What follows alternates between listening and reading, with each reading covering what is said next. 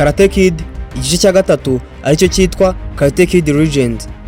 Iyi ni filime yasohotse muri 2025, dore ko iyi filime iri ku mwanya wa gatandatu muri uyu mwaka turi gusoza wa 2025.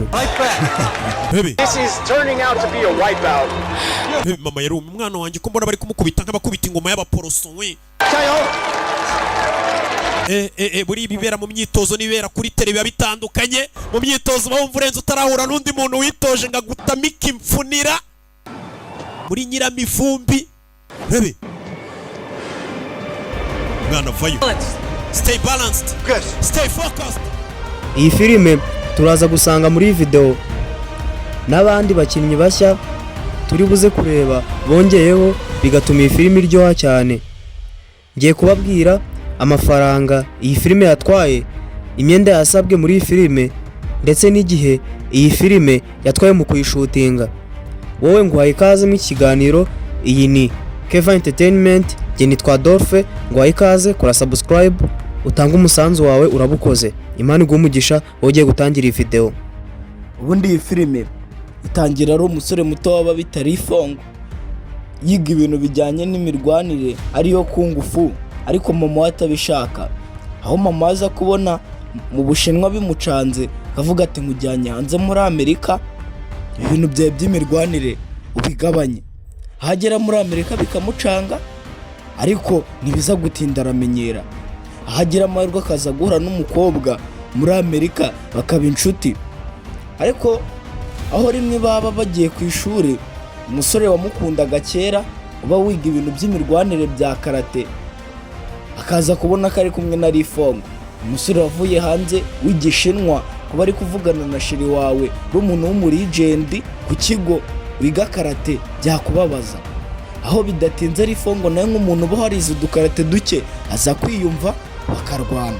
Rifongo akazana umugeri mwiza aba yarize mukuru we waramwigishije, ariko cyakona de kikamukubitana n'umugeri we. Bidatinze rero hashira igihe master we akagaruka.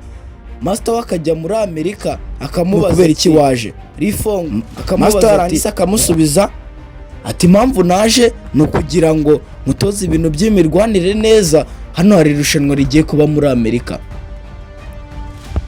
Bidatinze baza gusangana na Kona Day, wa musore bari guhatanira umukobwa naho bagiye mu irushanwa, bagahatanira umukobwa n'igikombe byose hamwe. Aho batangira irushanwa, Jackie Chan master wa Rifongo akamutoza, nicyo gisore nacyo cya Kona Day kigatangira kikajya cyitoza. Aho batangira kwitoza bakazamuka neza mu marushanwa bagahura finali.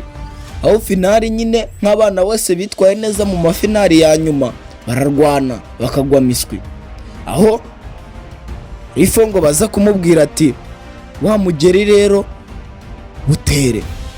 Haza kuwutera Kona Day akavuga ati uyu mwana namurangije, kuko turi ku ishuri yarawuneye yangije mukuramo ndamukubita tayari amanota Kona Day arayabara. Bidatinze Rifongo nawe arawutera nk'umuntu wari uzi ko bamwishyuye bakaza kumukubita ku ishuri, yarazi byinshi arahindura. Akibutera Kona Day yazanye kwa kundi neza nk'ibisanzwe, ariko Rifongo yari yahinduye ibintu bijyanye n'imirwanire. Anyuza munsi aramukubita, amanota barayatwaye n'umukobwa aramwegukana. Nuko nguko Karate Kid 2 nayibanyuriragamo. Ubundi iyi filime shooting yayo yatangiriye i Montreal kuri tariki ya mbere Mata 2024. Dusanga ko shooting yayo iyi filime yarangiye ku tariki 3 Kamena muri 2024. Dusanga ko iyi filime yaje gushyirwa hanze ku tariki 30 Gicurasi 2025. Aya makuru tuyakesha Wikipedia n'ikinyamakuru bita NY Post. Muri Amerika nyuma yaho byari byateganyijwe ko izasohoka muri 2021, byarangiye idasohotse muri 2024 mu mpera za nk'uko bari biteganyije. Ariko ibi byahindutse kubera ko ibibazo by'uruganda rwa sinema ndetse n'igihe cya shooting cyari kidahagije. Director w'iyi filime Jonathan Entwistle yavuze ko kimwe mu byari bimushimishije igihe yasomaga umushinga w'iyi filime, yishimiye ko ari byiza guhuza ibisekuru bibiri ari byo abakinnyi bakuru muri iyi filime nka Jackie Chan na La Russo ndetse n'abana bato ku buryo igaruka ari nka Karate Kid koko ya kera. Ikindi uyu mudirector yashatse ko Mr. Han, Jackie Chan na Daniel La Russo bahurira mu nkuru nshya, bityo abakunzi ba kera bakishimira iyi filime, haba abana bato haba n'abakera bakunze iyi filime cyane. Ubundi director w'iyi filime yabujije aba bakinnyi ko ntawemere gufata ikintu bita amashusho kujya kuri social media cyangwa se ku mbuga nkoranyambaga zigiye zitandukanye mu gihe bashutingaga. Nta muntu wemerewe gufotora cyangwa se gupostinga ku rubuga rumwe na rumwe kugira ngo bazatungura abakunzi b'iyi filime bari bayitegereje cyane igihe kirekire. Karate Kid Legends igaragaramo abantu bashya nk'umwana mushya uba witwa Lee Fong. Uyu Lee Fong amazina ye nyakuri yitwa Ben Wang. Urebye uyu mwana nta n'iyi filime ishingiyeho iki gice. Lee Fong mbere yo kujya kuri set Jackie Chan yabanje kumwigisha kung fu kubera ko Jackie Chan ntakunda gukoresha cyane stunt doubles n'imigozi cyangwa se na za CGI. Jackie Chan akunda cyane ibintu bya nyabyo, dore ko uyu mugabo atajya yikoza n'ibintu bya makeup, yirirwa rwana n'abashinzwe ibintu bya makeup team, yirirwa rwana nabo kuko nta makeup abashaka. Niyo mpamvu akenshi Jackie Chan ubona ko mu mafilime y'ubu ngubu mw'imyaka aba n'ubundi ashaje nk'uko tumubona ashaje, koko we nta makeup abashaka ngo yigire nk'umwana muto. Uyu Jackie Chan yabwiye umuhungu ko agomba kwitoza ibya nyabyo byinshi ubona mu isene muri iyi filime. Uyu mwana Lee Fong arwana, uyu mwana Lee Fong ira kung fu yose abazi 90% yabyigishijwe na Jackie Chan kugira ngo neza nibaza kuri seti izaba ari ya nyayo. Dusanga ko muri iyi filime Jackie Chan ubwe imirwanire yose niwe assistant director w'imirwanire yose muri iyi filime, kuko niwe abigishije uko bizagenda ndetse bamwe na bamwe akagenda bigisha imirwanire, dore ko ibi bintu byatwaye amezi n'amezi mu kwitoza ibi bintu kugira baze babikore kuri setting nka kuri ababibonye. Abakinnyi basabwaga gukora rehearsals zuzuye kugira ngo bakomeze gukora shoot neza kandi babikore neza. Ahangaha bagombaga kwitoza mbere ya stunt team, ira team izabafata amashusho, kuko Jackie Chan mbere yo gukora shoot we yabanzaga bose kubatondeka no kubereka uko shoot iri bugende. Ibaze ko kuri la scene ya finale uramugeri uramwana yakubise Konadei, uramugeri yasubiye minshi 26 kuri scene, asubiramo nta kunanirwa kandi birangira awukoze. Dusanga ko makeup team y'iyi filime yasabwaga ibintu bikurikira: hari ari gushyiraho makeup ihoraho y'ibikomere, amaraso, ivumbi n'ibindi, abyo twita sweet effect nkuko nyine muri filime wabibonye. Abangaba babashinzwe akazi gakomeye cyane kuko iyo makeup nka kuriya babarangije scene makeup yagabanutseho barongera bakaza bakayiteraho.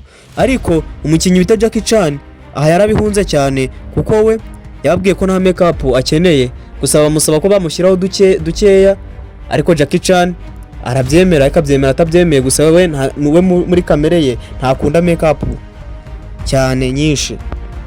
Aya ni amazina y'abakinnye muri Karate Kid Legends uyu mwaka tugiye gusoza. Uwa mbere yitwa Lee Fong, amazina nyakuri yitwa Ben Wang. Uwa kabiri yitwa Mr. Han ariwe tuzi nka Jackie Chan. Uwa gatatu yakinye ari Daniel La Russo, amazina nyakuri amwita Ralph Macchio. Uwa kane yitwa Victor Ripan. Uyu Victor Ripan amazina nyakuri yitwa Joshua Jackson. Uwakinye yitwa Mia Ripan, amazina nyakuri yitwa Sadie Stanley. Uwakinye yitwa Dr. Fong, amazina nyakuri yitwa Ming Nang Wen. Uwakinye yitwa Konadei, amazina nyakuri yitwa Aramis Knight. Uwakinye yitwa Alan yitwa amazina nyakuri Yat Olef. Uwakinye yitwa Bo Fong, amazina nyakuri yitwa Oscar G. Uwakinye yitwa Miss Morgan cyangwa se Madamu Morgan, amazina nyakuri yitwa Shawnette Rene Wilson, wakinye yitwa John Lawrence, amazina ye nyakuri yitwa William Zabka. Muri iyi filime Ben Wang tuzi nka Lee Fong nta stunt doubles yakoresheje cyane, dore ko muri iyi filime usanga ko ibyinshi 70% byari realisme cyangwa se byari ibyanyabyo, bitewe nuko Jackie Chan abafana be akunda ko bakoresha ikintu cyane cy'ibintu by'ukuri, ntagakunda gukoresha imigozi cyane cyangwa se ngakoresha za CGI. Nkuko nabivuze, CGI ni iriya mashini bakoresha mu kudesigninga ibintu bidahari bakabyongera kuri set. Iyi scene yo ku gisenge niyo scene yonyine yagoranye cyane. Iyi scene yo ku gisenge ya finale y'iyi filime dusanga ko yafatiwe kuri sound stage, hibanzwe cyane kuri volume screens. Bagiye bafata za screens barazizengurutsa, hari amamona bari abafana abenshi nta nubwo baba bahari, baragiye barifata bazengurutsa za screens ku buryo ubona neza umujyi wa Manhattan hejuru y'ama etage hose ubona. Izo screens zari zo kugira ngo zifate reflection cyangwa se icyo twakwita kugaruka k'urumuri, cyangwa se bashaka ko zira etage zigaragara neza kuri set naho bari hejuru. Ibi byose babikoze kugira ngo bigaragare neza ko ari hejuru y'igisenge, ndetse ko bitaruye uwo mujyi wa Manhattan hejuru yaho. Iyi filime nk'ibisanzwe ntabwo hari muri New York, biriya byose ntabwo byari bihari, ira bakoresheje CGI. Ubundi iyi filime yatwaye asaga miliyoni 45 z'amadolari ya Amerika, yinjiza asaga miliyoni 117 z'amadolari ya Amerika. Ubundi iyi filime Karate Kid iri muri filime uyu mwaka yasohotse igatwara amafaranga menshi, ariko nanone ikinjiza menshi yikubye. Iyi filime ubu ngubu iri ku mwanya wa 6 muri filime zasohotse uyu mwaka zikubita kandi zirenze. Iyi filime ubundi Karate Kid niyo filime y'ibihe byose igaragaza ko ushobora gufata igisekuru cya kera ukagibuza n'igisekuru cy'ubu ngubu, aribo bari abana tubona bahuje na bari abasaza ba Jackie Chan na ba Russo bagakina filime nziza nk'iyi. Nge twabanye nitwa Dolph, iyi ni Kevin Entertainment. Wowe ugeze hano bwa mbere ndasaba kanda subscribe no gufungura inzogera kugira uzabone n'ibindi biganiro byacu tubana umunsi ku wundi. Imana ibarinde, Asala Vista.